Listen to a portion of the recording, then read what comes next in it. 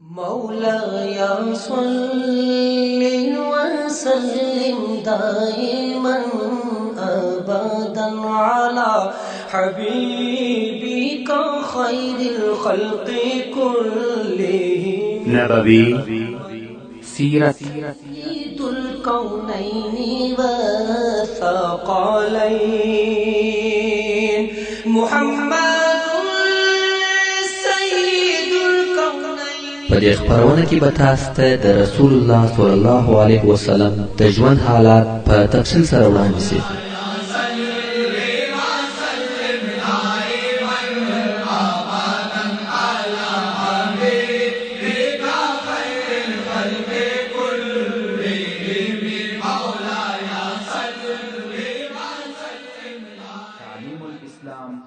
أعوذ بالله من الشيطان الرجيم بسم الله الرحمن الرحيم إن الحمد لله نحمده ونستعينه ونستغفره ونعوذ بالله من شرور أنفسنا وسيئات أعمالنا من يهده الله فلا مضل له ومن يضلل فلن تجد له وليا مرشدا. وأشهد أن لا إله إلا الله وحده لا شريك له وأشهد أن محمدا عبده ورسوله. بعد صلى الله عليه وآله وأصحابه وسلم تسليما كثيرا. رسول الله صلى الله عليه وآله وسلم محترم الثور تقولاري مشتدا نو معلومه چې دی صلی الله علیه و آله وسلم چیرې او کوم خواته کم وخت چې مسلمانان چې د پیرانانو څخه یو نفر د مکې مکرمې د خیبر کشفات خراب او د ذکر شوی بیتونه یې ویل په ډېر لوړ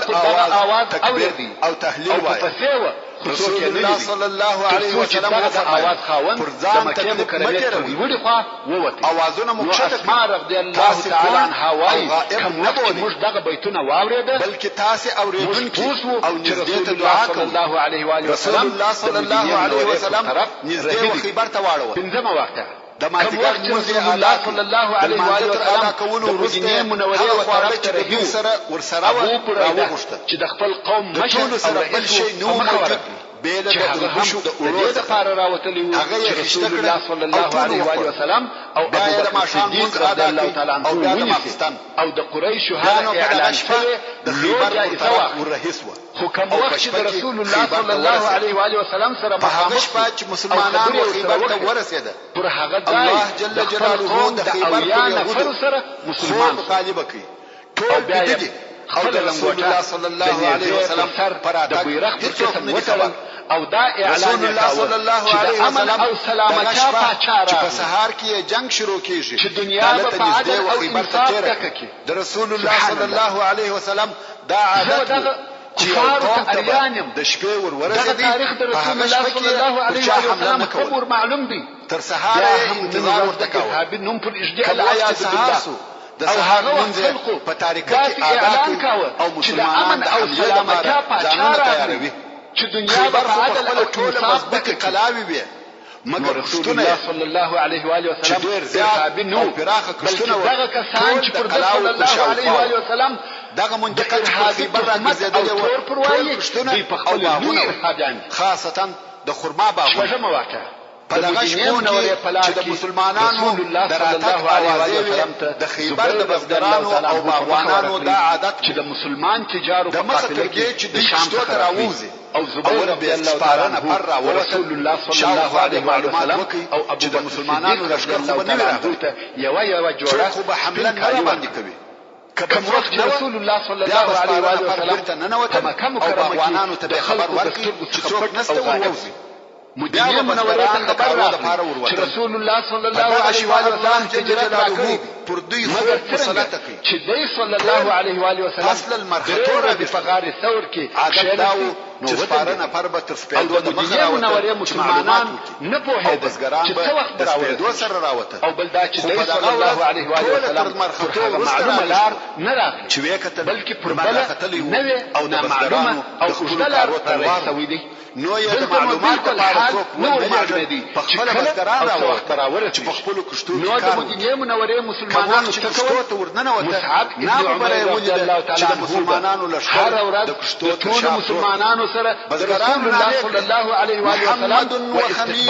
محمد وخمیس دا د دې لپاره چې د رسول الله صلی الله علیه و سلم مقام او درجه او بیا په عزت مخ په کلاوه د مدینې منورې رسول الله صلی الله علیه و سلم چې دوی ولیده رسول الله صلی الله علیه و آله وسلم د مسلمانانو په زړه کې څونه ځای لري الله اکبر خربت خیبر لو معنا مسجد یو قوم هغه دا چې رسول الله صلی الله علیه و آله وسلم او د بیل یوازې دا نه دا د خیبر د فتح بلکې علاوه پر دغه او خیبر د مسلمانانو حاکم او امیر هم دی ځینې صحابه کرام په ډېر شوق د صلی الله علیه و آله وسلم فورا حمله وکړي تابع مگر او انصار رسول الله صلی الله علیه وسلم مسلمانان راوړل دغه راوتلو د مدینې منورې د دشمن سره د مخامخ کېدو غوښتنه او ارزو مکوئ هغه به هم راوتل الله جل جلاله د فتح وعده سره کړی د مدینې منورې لپاره د رسول الله صلی الله علیه و آله وسلم راتګ او کبیا ورسره مخامخ سواس نو هر ورځ صبر کوي او ثابت درېږي خلق راوتل بیا نو رسول الله صلی الله علیه وسلم مسلمانان سره مدینې منورې ته راتله چې دعا رسول الله صلی الله علیه وسلم په دعا شروع وکړه او مافشنه به د مکه مکرمه ولادت رب السماوات وما اظللنا او ګرمي به ډېر ورب الارضين وما اقللنا ورب الشياطين وما اضللنا د سوار لسم کال فإنا نسألك خير هذه القرية وخير أهلها وخير ما فيها او د شپږ ونعوذ بك من شرها یا میلادي کال د سپتمبر د میاشتې وشر ما فيها رسول الله صلی الله علیه و آله وسلم ونواصينا ونواصيهم بيدك چې د رسول الله صلی الله علیه و آله وسلم هجرت د محرم د میاشتې په اوله بسم الله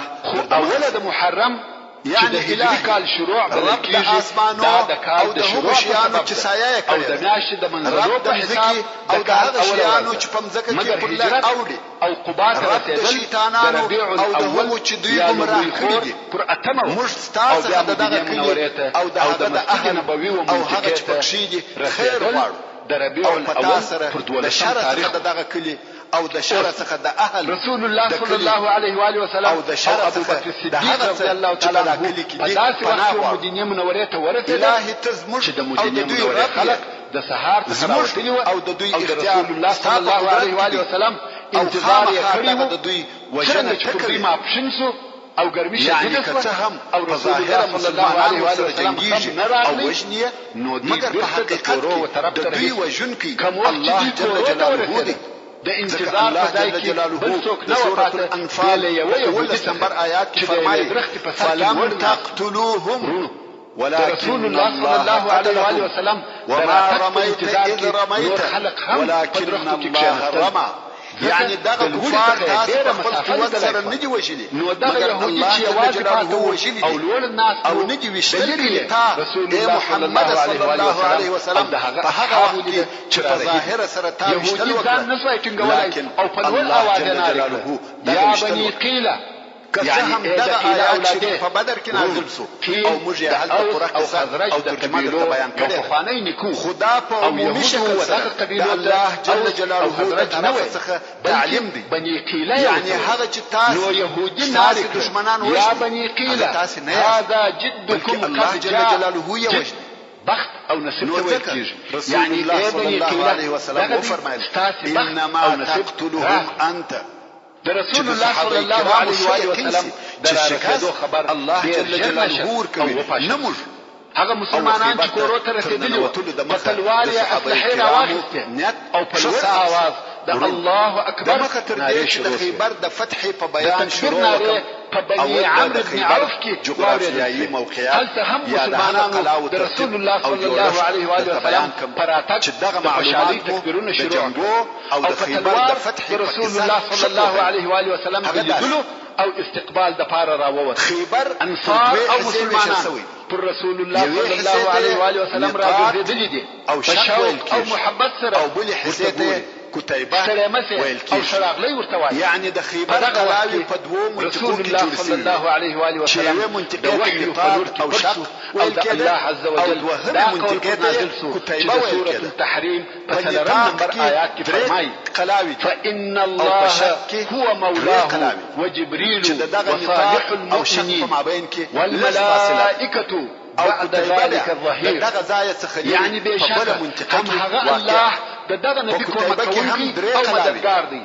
هغه قلاوی چې په جبريل او صالح مؤمنان کومکونکی او رسل تر دغه ملائکه کومکونکی دي. او دا عروه ابن زبیر رضی الله تعالی عنه وايي کوم وخت چې مسلمانان مضبوط رسول الله صلی الله علیه و آله وسلم سره یو ځای سره پر دشمنانو نو رسول الله صلی الله علیه و آله وسلم دوی رهي کړ تر څو چې ابن عمرو ابن عوف چې دا تر ټولو لو قلا او دا د رجل اول قلاش کې د دوشنبه ورځ قیله صلاح د مدینه منورې ډیرو مسلمانانو رسول الله صلی الله علیه و آله وسلم د مخ تر دې نو درې قلاوي په نطاق کې واقع وي او اوس دوی دوه نفر دي نور معلومیږي چې کم یو رسول الله صلی الله علیه و آله وسلم دی او کم یو ابو بکر صدیق دی واقع وي او دوی دوه په عمر هم سره ځکه ابو بکر صدیق رضی الله تعالی عنه رسول الله صلی الله علیه و آله وسلم په عمر دوه کاله کې د ابل فقیق د اولاده قلا هر یو چې اصلا د بنی نذیر رسول الله او اوس د خیبر پاچا د مرد ګرمۍ شدت او د يهود پاچا کنانه ابو بکر رضی الله تعالی عنه ولوري او رسول الله صلی الله علیه و آله وسلم اعلى ابن ابي الحقيق دلته ټول خلق پوسوه چې دا رسول الله صلی الله علیه و آله وسلم دی او د خپل ملګری ابو بکر صدیق رضی الله تعالی عنه قلا د مدینه منوره ټول خلق په خیبر کې بیل صلی الله علیه و آله وسلم کوچنی قلاوي او شراغلی د فار راغلی دغه قلاوته دا داسې د خوشالۍ ورځ و چې د مدینه منوره په ټول تاریخ او داسې خوشاله ورځ پر مدینه منوره نو رسول الله صلی الله علیه وسلم رسول الله صلی الله علیه و آله وسلم راټول او هر یو مسلمانانو د لشکر ساتنه او پیرداري حضرت عمر ابن الخطاب صلی الله علیه و آله وسلم پر غاړه و قبا کې د مسلمانانو د لشکر کې عائشه او د بور رسول او رسول الله صلی الله علیه و آله وسلم حضرت عثمان رضی الله تعالی عنه د دوشنبه سهشنبه دا رسول الله صلی الله علیه وسلم و يهود ته نفر ولې او دغه ورځ کې چې دغه درو کارو څخه یو کار وکړي او دا چې مسلمانان جدي چې په اسلام کې جوړ شوی به مو په امان سي او د مسلمانانو سره رسول الله صلی الله علیه و آله وسلم چې اول کار په مدینه منوره کې مسلمانانو ته جزیه ورکوي او د مسلمانانو د حکم تابع بیاس د مسجد بیا وطن او مشترکات کوي تاسو ته مسجد یوازې د منځ نه دی بلکې مسجد په اسلام کې د مسلمانانو ته جزیه ورکار مرکز د مسلمانانو ته حکم د جنګ او مشورو مرکز دوه شی ونمني د جنگ او جهاد د پاره د فرچ مسلح او جوړولو مرکز مسجد د مهمو جواب لویو اجتماعات مرکز مسجد د غریبانو او د مسلمانانو د استوګنې مرکز مسجد د مسلمانانو د پاره عام او رئیسي مرکز نو ځکه د حکومت لشکر راوي چاره نه او پر مسلمانانو هجوم هدف د پاره رسول الله صلی الله علیه و آله وسلم غادرانو يهودو جنگ شروع کړ مسجد غواړي چې په خپل ټول قوت او طاقت د خیبر څخه دفاع الله عز وجل د سوره التوبه مسلمانان هم د جنگ لپاره تیار و دغه مسجد په اړه کې فرمایي لما تجدون اسس على التقوى من اول يوم او دروازه بند ان تقوم فيه د اول لحظه څخه معلومه شو چې يهود د جنگ په څخه والله رسول الله صلى الله عليه وسلم امر وکي يعني خامها هغه مسجد د قباء چې تاداو او اساسي د اول ورځې څخه مسلمانانو او پرهیزګاری شو سعودي د يهودو سره هم او لائق نو مسلمانانو د خرما او څلور سره ودرې چپکړي په دغه مسجد کې داسې خلک دي چې دوی دا خوشوي چې کامیاب هم د ګناهونو او نجاستو څخه وساتي نو راسي چې جزیه الله عز وجل یا سبحان پاکونکي خوښ د يهودو مشرانو دا خبره نه قبول او د خټو مسجد خیبر د چا نه تابع دغه مسجد د جوړولو په کار کې رسول الله صلی الله علیه و آله وسلم او ټول اصحاب کرامو ګډون او اشتراک راځي چې جنگ شروع او په لږ وخت کې جوړ نو یې د ناعم د قلا یو دروازه صلی الله علیه و آله وسلم په قباء چې دغه قلا مشر او رئیس حارث بن او د دور چې مرحب بن او د يهودو لوی پهلوان دغه دروازه صلی الله علیه و آله وسلم مسلمانان په انتظار دي چې مرحب رسول الله صلی الله علیه و آله وسلم د پاره یو څوک وغواړي او د هڅونې کارونه د لشکره سره او برابرول مسلمانانو دوهم مهاجر مسلمانانو ژوند چې دلته نو د مسلمانانو او يهودو په مابین کې کوم وخت په قباء کې د رسول الله صلی الله علیه و آله وسلم په مقابل کې شاته چې دا د جمعې ورځ و نو یو بنی نجار هیڅ تیاری نه الله صلی الله علیه و آله وسلم ماګان حال د دوه پهلوانانو په مابین کې مبارزه نه لشکري جنگ رسول الله صلی الله علیه و آله وسلم د الله عز وجل په عمل او خپل اوشه مسلمانان داسې حالت چې ابو بکر صدیق رضی الله تعالی عنه پر مسلمانانو ضربه او د تور وارونه شو منورې پر طرف رهي تر داسې اندازې چې د جنگ د جمعې د منځو کې يهود تر رسول الله صلی الله علیه وسلم دغه د مرد د جمعې المنځ کاوه رسول الله صلی الله علیه وسلم اول هغه څوک چې د جمعې المنځ کړی دی هغه اسعد څو مسلمانان بیرته د رسول الله صلی الله علیه وسلم سره ټینګ او دغه د جمعې المنځ اسعد بن زراره رضی الله تعالی عنه خپل کور کې او دروازې په او دغه د جمعې اول منځ د حمله او هجوم د يهودو په لاس او اختیار د دې جهت څخه ځینې علما وایي چې د جمعې د منځ د شوتو څخه یو دادی چې مسلمانان تلويش قلاو ته باندې انتظار مګر دا صحیح دلیل نه دی ځکه مسلمانان د حمله د اول جمعې کې او قلاو ته نزور تلويش وایي کوم وخت چې يهودو دغه حمله پای ته ورسېده رسول الله صلی الله علیه وسلم د استراحت امر وکړ او هل مسلمانانو ته یو بل صحیح حدیث هم نشته چې هغه د مسلمانانو د راحت لپاره ځانونه واچو جمعې خو یو د مسلمانانو چې نوم یې منور د رسول الله صلی الله علیه و آله وسلم تر هجرت د مسلمه رضی الله تعالی عنه ویل د چې هلته یو قلا ده دغه مشهور قلاو څخه او رسول الله صلی الله علیه و آله وسلم د قباء څخه بل خالق الله پر طرف رهي او د سالم ابن عوف د کورو او مشکله آرام د جمعې د منځ ابن مسلمه رضی الله تعالی عنه رسول الله صلی الله علیه و آله وسلم د جمعې د منځ امر وکړ خو يهود د جمعې د منځ بل قلات ولې د سالم ابن عوف ادا یوازې د قلا او جوالت منځ کې سلو نفر د مسلمان وشني او د المنځ مرحب پهلوان رسول الله صلی الله علیه و آله وسلم وشا او مجلار څخه ورا اولینه او دغه قلا چې رسول الله صلی الله علیه و آله وسلم یې د هغه ځای څخه یو لوړ غټه د یاد مې چې یعنی په اسلام کې د رسول الله صلی الله علیه و آله وسلم اوله خطبه دغه خطبه محمود ابن مسلمه رضی الله تعالی عنه دغه وارث څخه او شدید زخمی د قباء او مدینه منوره په مابین کې دي پر مخ راولوي د جمعې تر منځ وروسته رسول الله صلی الله علیه و آله وسلم د جوالت څخه ولایت داخل او ویني ځنی بهیر او دغه ورځ رسول الله صلی الله علیه وسلم ته ورغ مدینه الرسول رسول الله صلی الله علیه و آله وسلم و فرمایل خو نن علاج وکي د اختصار پر علاج پورې نه ورسېدي او پس د څو لحظو څخه او داوره د مدینه منوره په تاریخ کې یو روښانه او ځلانده ورځ په دغه ورځ چې رسول الله صلی الله علیه و آله وسلم مدینه منوره ته داخلي د مدینه منوره کورونه او کوڅې د خوشحالۍ شوارونه پر شروع او ژوند سره ډکې د دوار طرفونو څخه پر مسلمانانو او هلکانو د رسول الله صلی الله علیه و آله وسلم په استقبال کې دغه ترانه په ګډه او لوړ اواز ټول ورځ هیڅ طلع البدر علينا من ثنيات الوداع يهود وجب الشكر علينا ما دعا الله صلى الله عليه وسلم مبارك المبعوث فينا جئت بالامر المطاع ابن منذر جئت شرفت المدينه ورسول الله صلى الله عليه وسلم ورغلي اول يا رسول الله دغه ځای چې دغه اوس مش پر اړولې دي آیا دا د الله جل جلاله امر دی چې دلته واړو او که دا په جنگ کې رائے او نظر دی رسول الله صلی الله علیه وسلم و فرمایل یا دا جنگي رائے او نظر نو حباب ابن منذر رضی الله تعالی عنه یا رسول الله دغه ځای و دغه قلاو ته ډېر نږدې دي او د يهودو ټول جنگي خلک هم دلته دي دوی زموږ په حال خبرېږي او موږ د دوی په حال نه یو خبر او د دوی غشي موږ ته رارسېږي خو زموږ غشي نه ورسېږي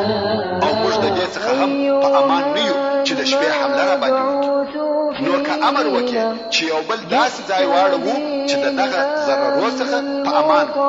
او هغه ځای د ځان دپاره قرارګاه وګرځوي رسول الله صلی الله علیه وسلم وفرمایل ستا نظر صحیح دی مګر اوس نه بیا به یهود وایي چې وبېرېدل نو مسلمانان ناست دي او د ځانو څخه غشي ګرځي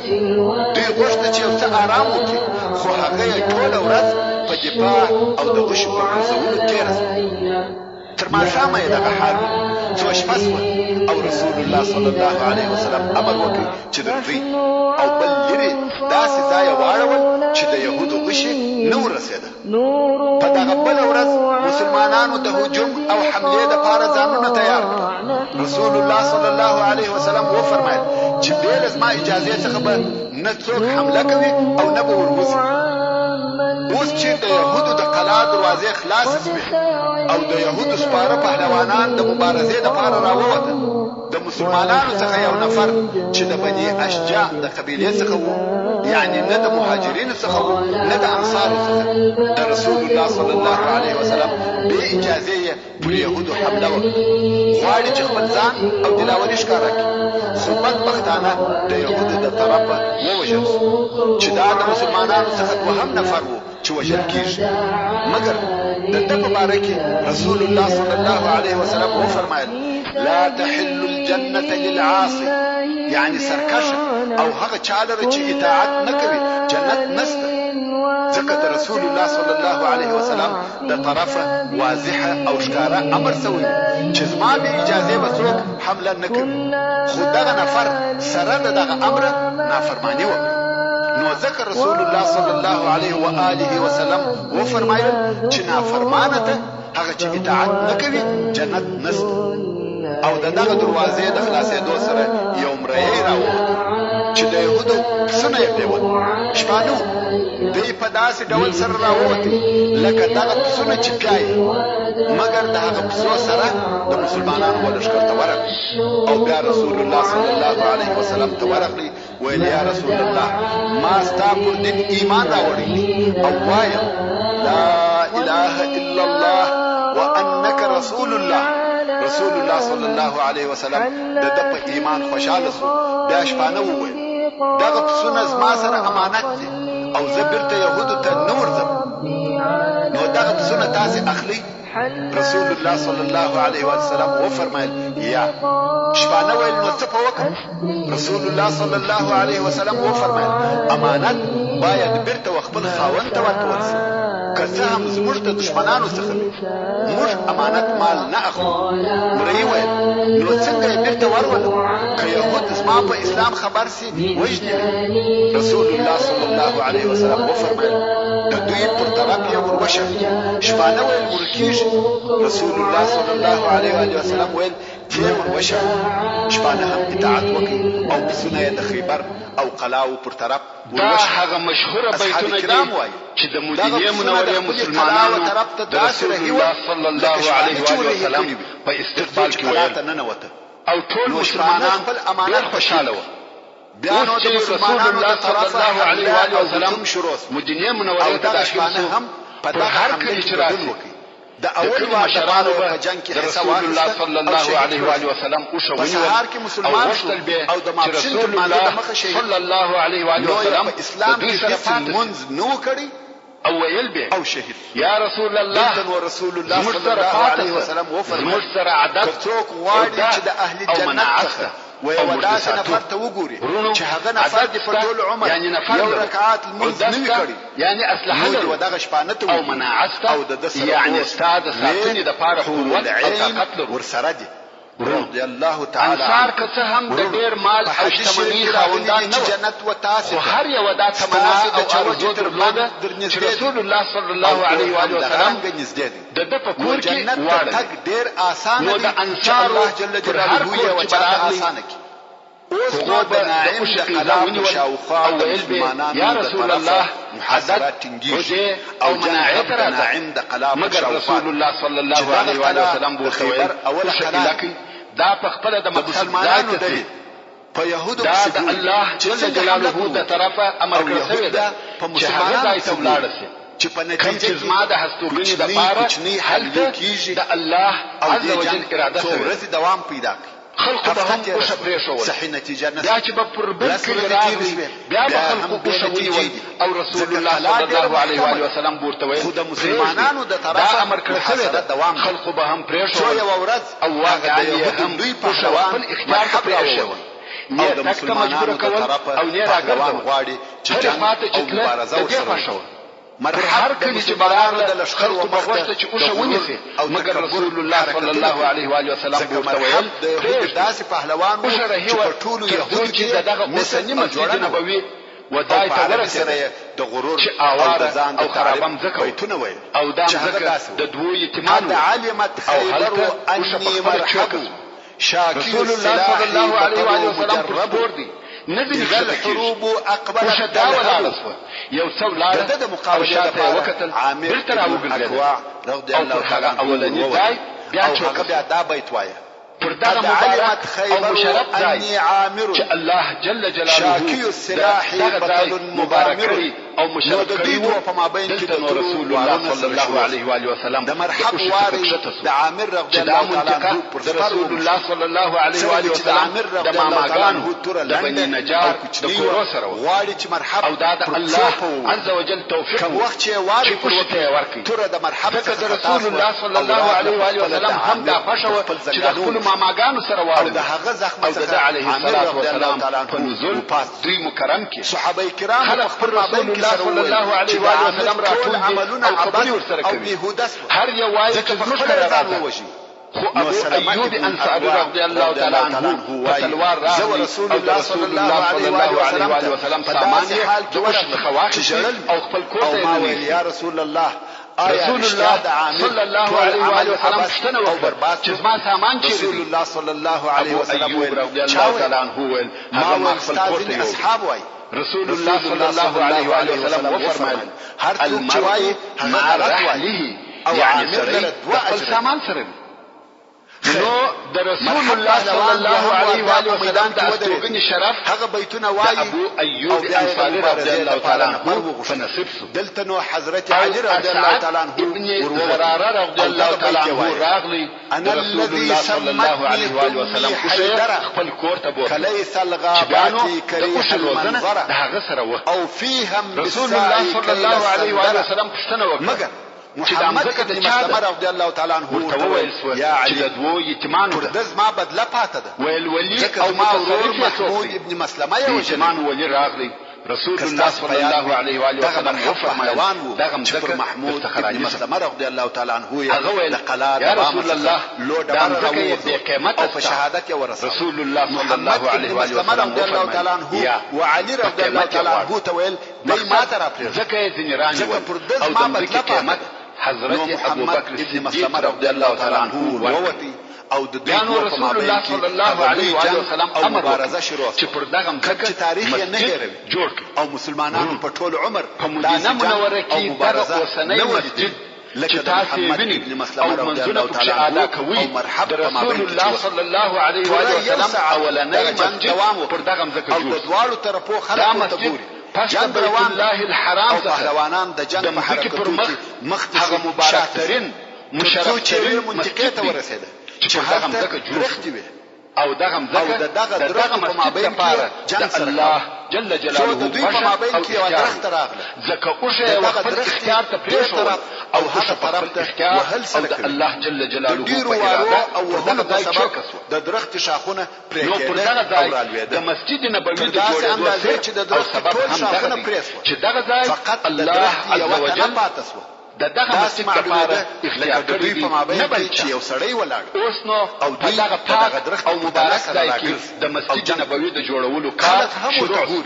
چې دا څنګه څنګه چې مخکې مو درته وویل رسول الله صلی الله علیه و آله وسلم د ابو ایوب انصاری رضی الله تعالی عنه په کور کې سکونت او هستوګنه اختیار تعالی عنه وکول ابو ایوب رضی الله تعالی عنه کور دوه منزل مرحب غزار سو نو رسول الله صلی الله علیه و آله وسلم نو یا محمد ابن مسلمه رضی الله تعالی عنه ته ویل ابو ایوب رضی الله تعالی عنه ویل یا رسول الله دا نه مناسبه چې ذکر تعالی ور و محمد ابن مسلمه رضی الله تعالی عنه مگر رسول الله صلی الله علیه و آله وسلم مرحبنا له یا ابا ایوب محمد ما ابن مسلمه رضی الله تعالی عنه نو ما او خلق ته په خطونو چې تر مرګ کېدلو کې تکلیف دی او عذاب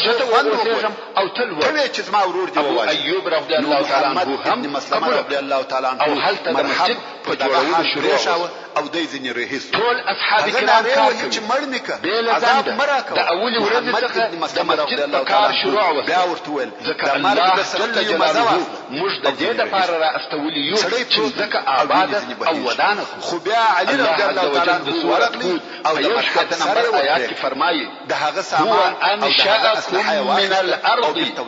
واستعملكم فيها يعني هم دغه الله تاسو د ذکر څخه پیدا کړی او په دغه ځکه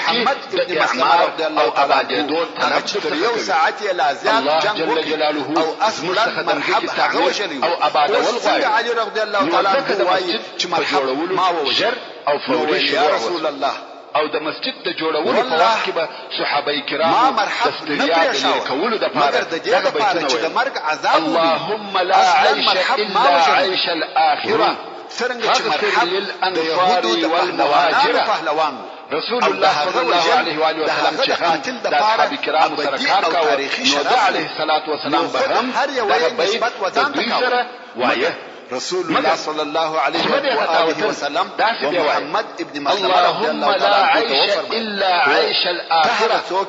واغفر للمهاجرين يا محمد ابن مسلمة داولي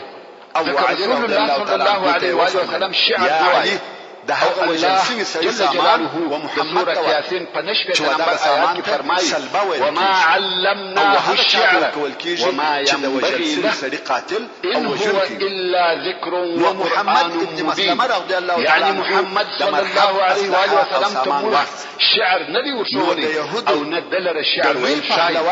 مرحب وقت رسول الله صلى الله عليه وآله وسلم وقت الشعر وای خطاوتی به د مرحب تر وجل کېدو وروسته د مرحب شعر کې به حارث میدان ته راووت سره د دې چې رسول الله صلی الله علیه و سلم تر هر چا بلکې د مرحب ټول شعري جنگي پهلوانان و حتى هذا الشعر چې د صلی الله علیه و سلم په وخت کې چې مبارزه خلکو کې مشهوره و او خلق ابو دجانه رضی الله تعالی عنه د سید اسماعیل خاوند او مشهور جنگي قهرمان وروتي د شعر د وزن بواو نثر یا خبره د مرحب بل ورور چې یاسر د مسجد په کار کې چې به مسلمانانو شعر وایي د علیه الصلاة والسلام زبیر ابن العوام رضی الله تعالی عنه چې د معرفت کولو ضرورت ولاړ دغه یاسر تر اندازې زیات جد رسول الله صلی الله علیه و آله وسلم دغه یاسر راووت په جوړولو کې په هم کار ورسره کاوه د ځان د تعریف شعرونه او بیتونه ویل رسول الله صلی الله علیه و آله وسلم چې کولو کې ډېر کوشش تعجب سره وي ځکه دا عیب چې رسول الله صلی الله علیه و آله وسلم کار کوي او دوی نه رسول الله صلی الله علیه وسلم دونه جګ سره نو کاوه نو خلق به وایي وخشته دا په ذراعي وي مگر صحابه کرام یاسر رضی الله تعالی عنه یا رسول الله زراع خو پیژنې چې د هغه وخت اندازه کولو علاوه لکه د نن ورځې متر مگر د زراعه په اوږدوالي کې خلک اختلاف لري څوک وایي او یا سانتي کېږي څوک وایي 50 سانتي یو عجبه پیشګویي هم ورته چې 50 زراعه سي رسول الله صلی الله علیه و سلم وفرمایل کوم وخت چې دغه عمار او غټ چې یاسر میدان ته راووت او د مسلمانانو د طرفه زبیر رسول الله صلی الله علیه و وسلم هغه خبر او واقعا بیان چې پس له 15 رسول الله صلی الله علیه و وسلم عمه او د زبیر رضی الله تعالی عنه شهید وو اوس نو دوره ذکر او د شیخ رسول الله صلی الله علیه و وسلم دا حتى او رسول الله صلی الله علیه وسلم تورغ یا رسول الله دا څه بلاده ځکه د علیه الصلاه والسلام د استوګنی رسول الله صلی الله علیه و وسلم فرمایي او د څه چې وښني ان شاء الله تعالی. زموږ سره دا بیره زبیر رضی الله تعالی عنه وروتی او دا شعر وایي قد علمت خیبر انی زبار قلم القريب غير نقص فرار. نور بیتونه هم ویل او په جنگ شروع ده عليه الصلاة والسلام د احترام عزت او محبت په سبب زبیر رضی الله تعالی عنه پر غټ قاتلانه حمله او واری وکړي او یاسر یې ووژل. موږ د اوبو دپاره رسول الله صلی الله علیه و آله وسلم په لوړ اواز تکبیر ووایه الله اکبر. ځکه څوک هغه معلومه ده چې په افغاني کورونه داسې نه وه لکه د نن ورځې کورونه، بلکې د لرګو او خاشو کورونه وحواري. د دې امکان و چې دا اوبه یعنې هر نبي لره ناصر او رسول الله صلی الله علیه و آله وسلم ته تکلیف ورکړي. نو ابو ایوب رضی الله تعالی عنه وایي موږ به یوه تلتکه بل شی نه درلودی. او بیا د یهودو څخه عامر راووت و دلته حضرت علي رضی الله تعالی عنه وروت او عامر یې ووژي. ورسول الله صلی الله علیه و آله وسلم ته وویل یا رسول الله دا چې تکشته یې او محمد ابن مسلمه رضی الله تعالی عنه موږ د شپې نه غواړو چې کړپۍ جوړ کړو یا حرکت ولیدل او د هر پهلوان یې مبارزې ته وروځي هغه وژل کېږي. چې زموږ غوښتنه دا ده چې تل لوړ ولاړ شي او موږ فایده وبوسو. زموږ پهلوانان که هر څومره قوي هم وي خو د مسلمانانو پر پهلوانانو نشي غالبه کېدلی. ابو ایوب رضی الله تعالی عنه وایي موږ به د شپې خواړه تیار کړو او رسول الله صلی الله علیه و آله وسلم ته به مو ورکړو. دا چې به مو هغه پاته خواړه ځینې راوړه نو به ما او ام ایوب د برکت دپاره هغه د ده علیه الصلاة وسلام د لاس وهلو د ځای څخه خواړه خوړل. د یهودو د جملې څخه یو نفر رسول الله صلی الله علیه و آله وسلم ته خواړه ورولېږل. رسول الله صلی الله علیه وسلم پوښتنه ترې وکړه چې څه خبر دې راوړی؟ بیا چې مو د خوړو لوښي ځینې راوړي د ده علیه الصلاة وسلام د لاس وهلو اثر مو نه پکښې ولیدی. اوبه او فراکه په دونه اندازه راسره شته چې په کلو یې نسو خلاصولی. زما مور او پلار دې ته تا قربان دي خواړه دې بېرته راولېږل او موږ په هغې کې ستا د لاس وهلو یعنې خوړلو اثر ونه لیدي. او زموږ دا عادت و چې ستا پاته ډوډۍ یا خواړه چې به راغله ما او ام ایوب د برکت لپاره ستا د لاس وهلو د ځایه څخه خواړه خوړل. چې خیبر فتح کېږي. رسول الله صلی الله علیه و آله وسلم وفرمایل ما په دغه خوړو کې د اوږې او پیاز بوی حس کوي د ځان او د خپلې کورنۍ او مالو دپاره امان سره مناجات کوم. زه نه غواړم چې ستا سره جنګ وکړم. وخوري سړی ویل دا چې ته فتح کې او بیا مې بندي ونیسي او تر دغه ورځې وروسته بیا د رسول الله صلی الله علیه و آله وسلم په خوړو کې د پیاز او اوږې څخه کم شی نه ګډاوه. هغه څوک چې جنګ نه کوي دا مې هېر څه چې درته ووایم. رسول الله صلی الله علیه وسلم طالب رضی الله تعالی عنه د رسول الله صلی الله علیه و آله وسلم د امانتونو د رسولو دپاره په مکه مکرمه کې پاتې شو. بیا نو څه وخت مدینې منورې ته راغلی رسول الله صلی الله علیه و آله وسلم د مسلمانانو رسول الله صلی الله علیه و آله وسلم تر هجرت وروسته نورې درې ورځې په مکه مکرمه کې یو هم نسو کامیاب. تر څو چې هغه د رسول الله صلی الله علیه و آله وسلم وفرمایل سبا امانتونه داسې چاته ورکوم چې الله او رسول الله یې خوښ لري. د مکې مکرمې په ښار کې به ګرځېدي او ویل به د هر چا امانت چې د رسول الله صلی الله علیه و آله وسلم سره پروت دی راځي وادي امیر او قومندان هغه څخه چې د ټولو خلکو امانت یې تسلیم کړه یا امانتونه یې تسلیم کړه او د خیبر فتح به د چا پر لاس. د چا امانت خو نه وي پاتې. عمر فاروق رضی الله تعالی عنه یا والله هیڅ وخت مې د امریت خواهش او غوښتنه په زړه کې نه ده راګرځېدلې مګر په دغه ورځ پس له درو ورځو هم په دې سبب چې رسول الله صلی الله علیه وسلم وفرمایل چې الله او په قبا کې رسول الله صلی الله علیه و آله وسلم سره نو هر نفر چې سبب یې واخلي او څه د ورسته رسول الله صلی الله علیه و آله وسلم زید بن الحارثه حضرت عمر رضی الله تعالی عنه زید بن محمد ورته او د رسول الله صلی الله علیه و آله وسلم د اهل بیت څخه اصحاب کرام په انتظار علیه الصلاة والسلام په کور کې شوی وو. حتی چې سبا سهار تر مکې مکرمې ته ولېږي چې د رسول الله صلی الله علیه و آله وسلم اهل او کورنۍ راوړي. کوم وخت چې سهار زید بن الحارثه هم رسول الله صلی الله علیه و آله رسول الله صلی الله علیه و آله وسلم اهل بیت کرام راوستل یا رسول الله چې په هغو کې د رسول الله صلی الله علیه و آله وسلم زوجه او صحابي پسې ولاړ فاطمه حضرت علي رضی الله تعالی عنه یې راوست رسول الله صلی الله علیه و آله وسلم ورته ویل یا علي رسول الله صلی الله علیه و آله وسلم یولو یا رسول الله زینب رضی الله تعالی عنها تر داسې اندازې چې والله زوجه نشي په مکه مکرمه کې فار وینم نه درخت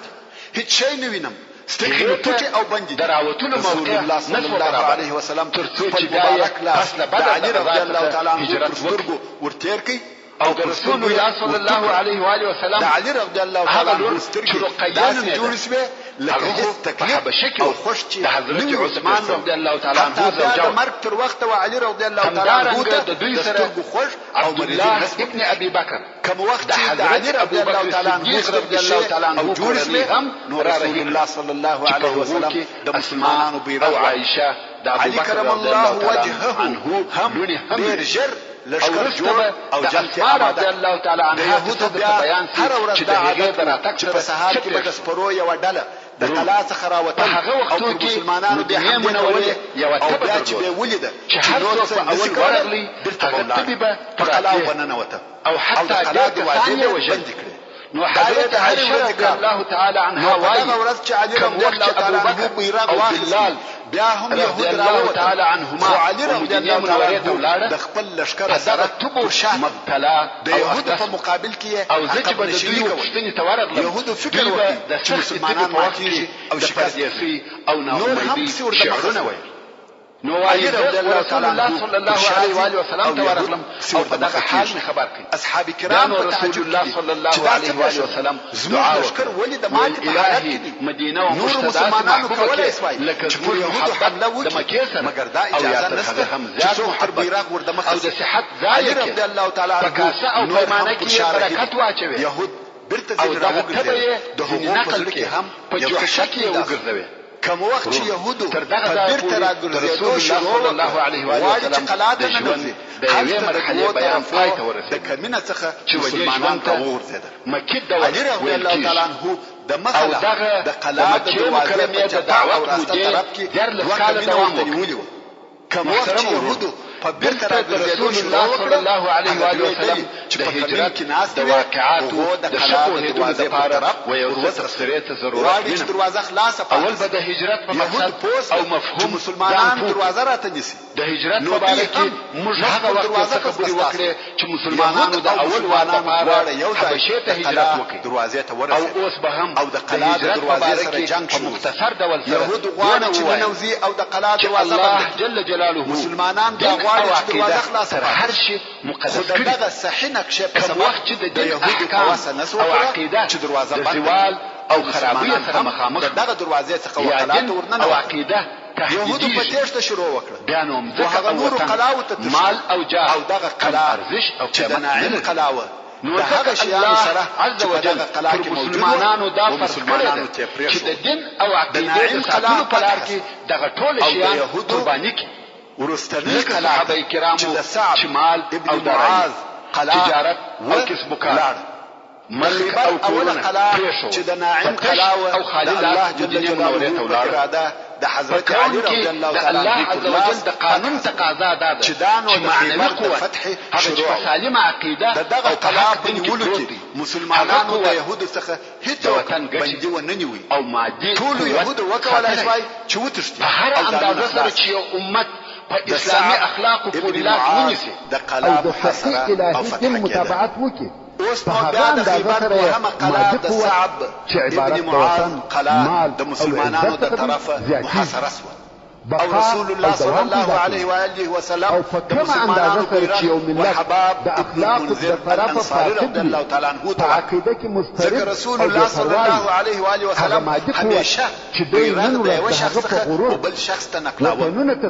په دې کار کې دوه فائدې یو دا چې د رسول الله صلی الله علیه و آله وسلم د اصحاب کرامو شرف پکښ کېدی د تاریخ واقعات کار ټوله قبیله خوشاله کېدی طبعا نن ورځ ویني چې یو بل اخلاق ملت نو ځکه بیرغ به همیشه د یو نفر څخه بل نفر ته نقلېږي د قوت او مادیات د طرفه مسلمانانو فتح ولاړ وي چې د ناعم قلا نور ملتونه او وطنونه به د ځان تابع ګرځوي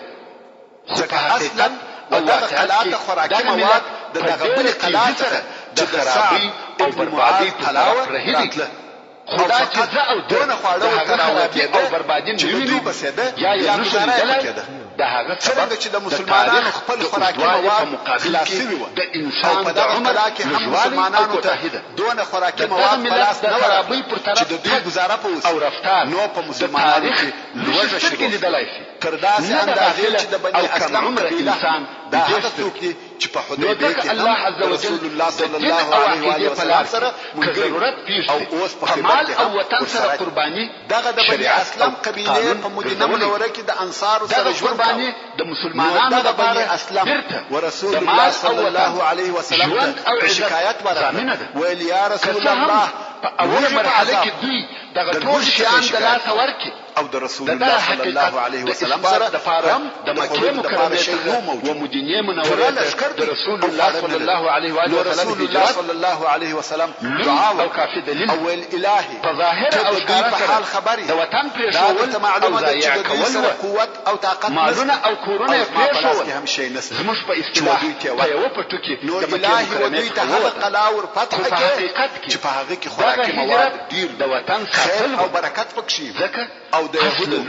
هغه لوقه د هجرت او هغه چې خوراکي مواد ډیر پکې د هغه دین او عقیده په برکت صعب چې دوی د هغه ساتلو د پاره وطن پرېښی وو وهغه وطن ته بل ورځ په سهار کې د يهودو د قلا څخه یو پهلوان راووتی چې یو مسلمانانو ته آزارونه ورکول او د رسول الله صلی الله علیه و سلم د وجلو اراده کړې ابن المنذر رضی الله تعالی عنه او يهودي ډیر ژر و رسول الله صلی الله علیه و سلم يهود څخه بل نه راووت مهمه دا هم غواړي چې جنگ او مبارزه وکړي ودته د انصار څخه نفر وروتي هغه ښکارا شي چې مرشد رسول الله صلی الله علیه و سلم د هجرت څخه را معلومیږي د جنگ لپاره په دلیل رسول الله صلی الله علیه و سلم او د ټول اصحاب کرامو د جملې څخه حضرت ابوبکر صدیق رضی الله تعالی عنه په اختیار کړ د خرو یو دلته کې د رسول الله صلی الله علیه و سلم غریبي د خرو علماء کرام د دې څخه د رسول الله صلی الله علیه و سلم د ابوبکر صدیق رضی الله تعالی عنه سره کله هم په خوا کې دوی د خرو غوښې نه رضی الله تعالی عنه او دای عادت ټول اصحابو مگر رسول الله صلی الله علیه و سلم ته ورنږدې رسول الله صلی الله علیه و سلم صلی الله علیه و سلم رسول الله صلی الله علیه و سلم د خلافت خبر او حال نیولو د پاره چې دغه مفهوم تائید او تاکید بیا په ورسته کې نور ډیر شي دا چې شي مثلا صحابه کرام رسول الله صلی الله علیه و سلم په خپل مریضي د لمانځه د امامت لپاره ابو بکر رضی الله تعالی عنه خلیفہ وګرځاو د خره د غوښو د تاکید کاوه چې د خلقو د لمانځه امامت به بل رضی الله تعالی عنه څخه بل څوک نه کوي او دغه ځای په هغه صحیح حدیث کې چې رسول الله صلی الله علیه و سلم فرمایي کما د ځان د پاره خلیل پیدا کولای حکم اوس نو ابو بکر د ځان خلیل ګرځولي وای رواه مسلم او شان الله تعالى عز وجل بخبر احسان سره سبحان ابو بكر رضي الله تعالى عنه تدغ امتياز او لائق وسلام على المرسلين ابو بكر رضي الله تعالى عنه رسول الله صلى الله عليه واله وسلم په ملګرتیا کې د صدق او اخلاص تعلیم الاسلام رادیو ستاسو د ذهنونو روښانه کوونکی د رسول الله صلی الله علیه واله وسلم په ملګرتیا او د هغه د پاره موږ ولیدل چې رسول الله صلی الله علیه واله وسلم ته وویل تر هغه به ته غار ته نه ننوځې تر څو چې زه ورنسم.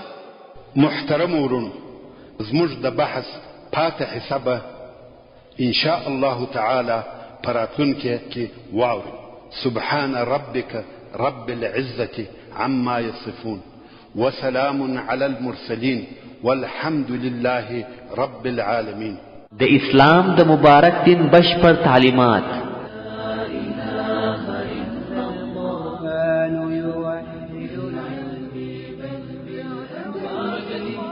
د اسلام د مبارک دین زرینې پلوشې په شفا اسلامي تعلیمات یوازې د تعلیم اسلام رادیو څخه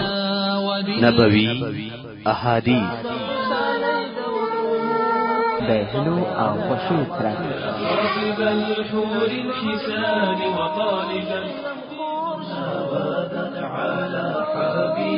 د نبوي سیرت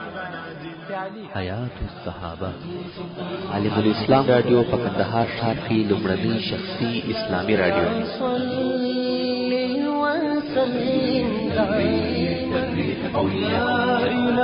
په دې ښکلي او ښایسته کې د ژوند شیبې تېرول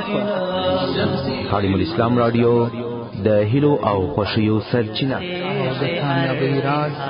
د الله جل جلاله په عبادت کې نغښتی دی. زمانہ لري دوام تا بنا